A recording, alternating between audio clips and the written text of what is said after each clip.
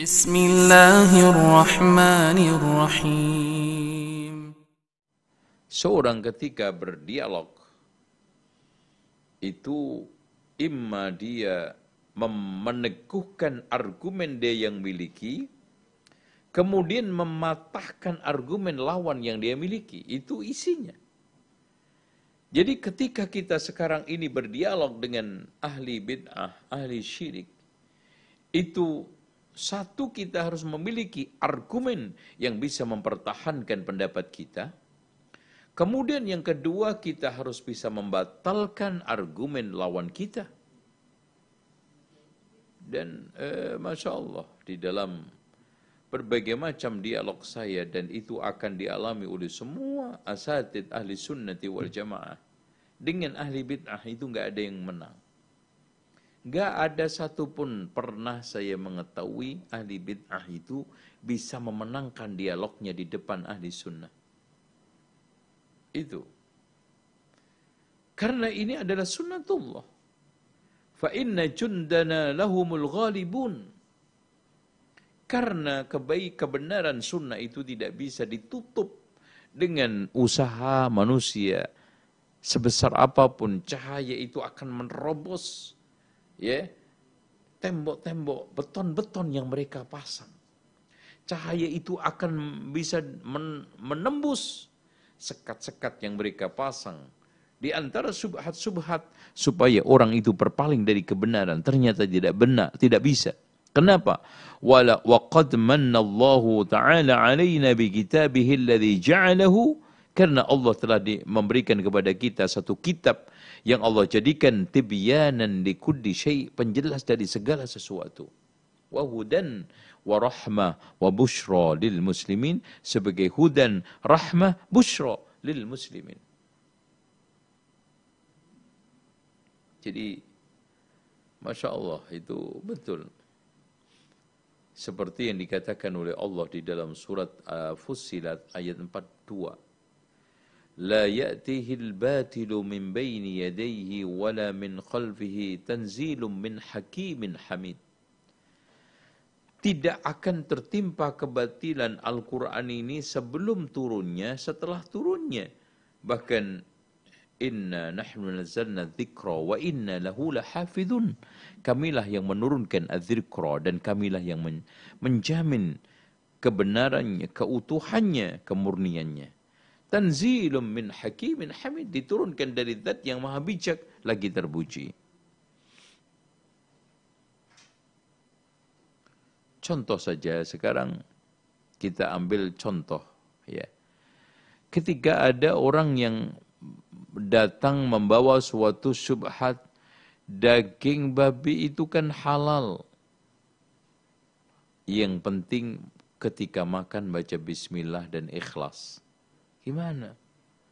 Hurrimat 'alaikumul maitatu wad-damu wa lahmul khinzir. Allah letakkan umum dan mutlak. Dan niat itu tidak bisa membenarkan kesalahan. Niat ikhlas itu tidak bisa menghalalkan sesuatu yang haram. Yeah. Dan tujuan itu harus baik. Jadi dengan simpel. Kan daging babi itu yang haram dagingnya, kalau tulangnya dan juga gajih-gajihnya, dadalannya itu halal. Allah katakan secara mutlak, hurrimat 'alaikum maitatu wad-dam wa lahm. Dan ketika Allah menyebutkan laham, bukan berarti tulangnya itu tidak haram, karena Al-Qur'an di sini konteksnya menyebutkan pada umumnya yang dinikmati orang ketika menyembelih itu apa? Daging. Itu aja. Jadi Al-Quran itu menyampaikan keumuman keumuman cara mengkonsumsi orang terhadap satu hewan. Pada umumnya apa? Daging. Nggak mungkin ada orang menyembelih kambing utamanya. Saya akan makan tulangnya. Itu jin kali, ibrit ya. Ya pada umumnya orang menyembelih kambing, yang menjadi tujuan utama yang dinikmati apa? Dagingnya. Orang ketika menyembelih ayam, bebek, angsa, semua yang menjadi tujuan utama adalah dagingnya. Maka karena daging menjadi tujuan utama ketika orang sekarang ini mengkonsumsi makanan, maka Allah haramkan teks yang umum yaitu lahmul khinzir gitu. Meskipun tulangnya juga haram, lemaknya juga haram, tetelannya juga haram gitu, ya. Seperti itu. Dan masih banyak riba. Coba perhatikan dengan seksama ya ikhwan. Tidaklah ada orang yang mengusung tentang masalah syubhat riba, selalu ada ulama-ulama yang membantahnya. Contoh, di antara mereka mengatakan bahwa riba itu halal kalau sedikit. Kita bantah dengan argumen apple to apple. Sekarang sedikitnya itu berapa kadarnya? 1%. Oke, kalau 1% dilihat dari simpanannya 1 triliun. Itu sudah cukup banyak dibanding 20% yang simpanannya cuma 5 juta. Ya enggak sekarang? Coba sekarang kita nalar. Sekarang kalau 1% dianggap sedikit, udahlah taruhlah 0,5% sedikit. Yang disimpan 1 miliar, 1 triliun. Masih lebih banyak dibanding yang sekarang 20%, tetapi yang disimpan cuma 2 juta. Nah, di sini kan labil argumen sedikit dengan ukuran tadi 1%, 0,5%. Sekarang dari mana? Itu.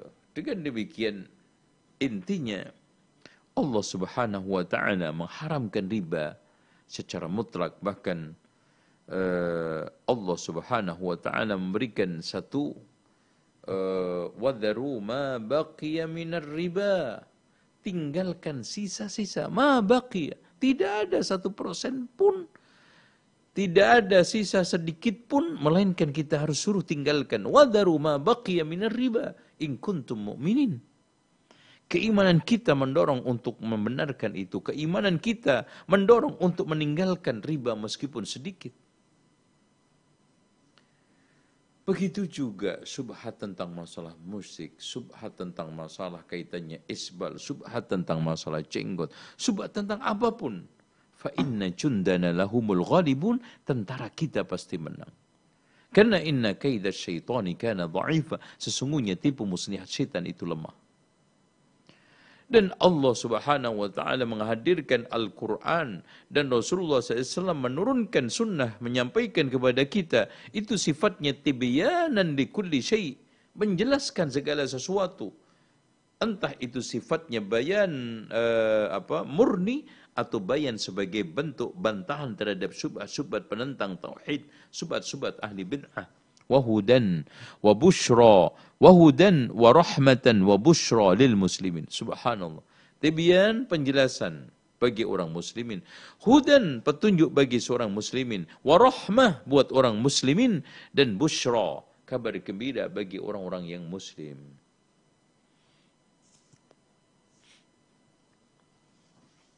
Ada orang yang membuat satu bantahan yang ringkih.